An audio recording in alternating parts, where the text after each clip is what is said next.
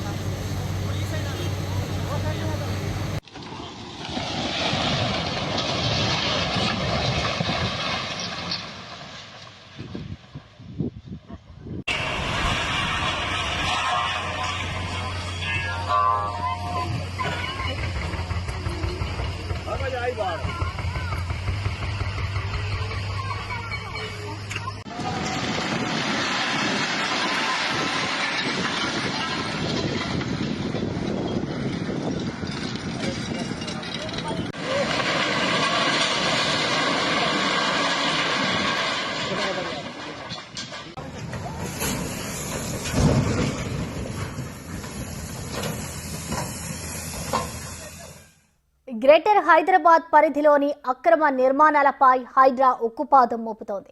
అక్రమంగా నిర్మించిన భవనాలను నేలమట్టం చేస్తోంది. రంగారెడ్డి జిల్లా గండిపేట చెరువు పరిధిలోని నిర్మాణాలపై హైడ్రా అధికారులు దృష్టి సారించారు. గండిపేట చెరువు ఎఫ్టీఎల్ బఫర్ జోన్లో 10 ఎకరాల విస్తీర్ణంలో నిర్మించిన స్పోర్ట్స్ విలేజ్ ను నేలమట్టం చేశారు. బఫర్ జోన్లో సుమారు 7 నిర్మాణాలను చేపట్టి స్పోర్ట్స్ ట్రైనింగ్ సెంటర్ గా మార్చారు. చిన్నపిల్లలకు శిక్షణ ఇచ్చేందుకు దీన్ని వినియోగిస్తున్నారు. అక్రమంగా నిర్మించిన ఈ స్పోర్ట్స్ విలేజ్ ను హైడ్రా అధికారులు నేలమట్టం చేశారు. మున్సిపల్, రెవెన్యూ అధికారులకు సమాచారం ఇవ్వకుండా కూల్చివేతలు చేపట్టారు.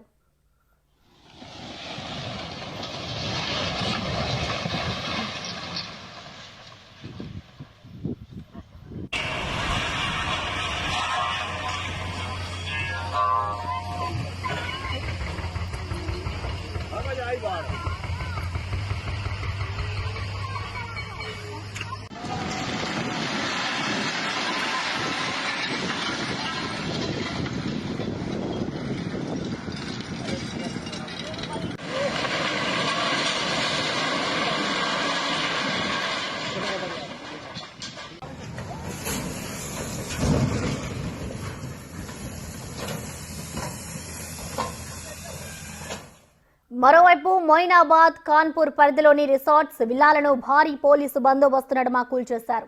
10ల సంఖ్యలో విల్లాలు, రిసార్ట్స్ బఫర్ జోన్లో ఉన్నట్లు గుర్తించారు హైడ్రా అధికారులు. కూల్చివేతలను భవనాల యజమానులు అడ్డుకునేందుకు ప్రయత్నించారు.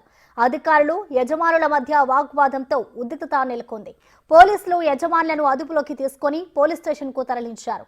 ఇక గండిపేట, మొయినాబాద్, ఖానాపూర్ పరిధిలో అనుమతులు లేకుండా నిర్మించిన వ్యాపార సముదాయాలను తొలగించారు అధికారులు.